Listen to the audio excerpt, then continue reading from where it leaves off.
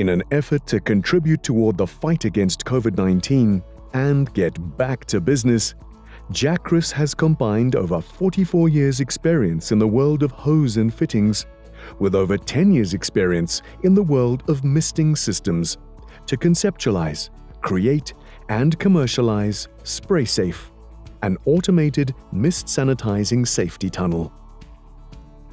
Used in conjunction with other sanitizing and good hygiene strategies, SpraySAFE offers a frontline defense against COVID-19.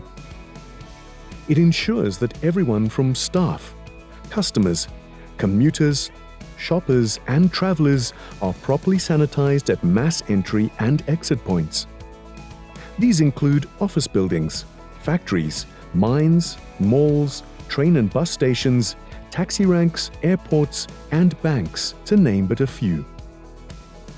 The system is manufactured in South Africa at a rate of 50 units per day and is flat-packed for ease of transport and assembly.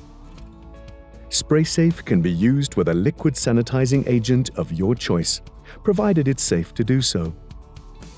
The tunnel is equipped with a motion sensor and activates when an individual approaches, but it can also be set to manual dosing and can run on preset timing intervals.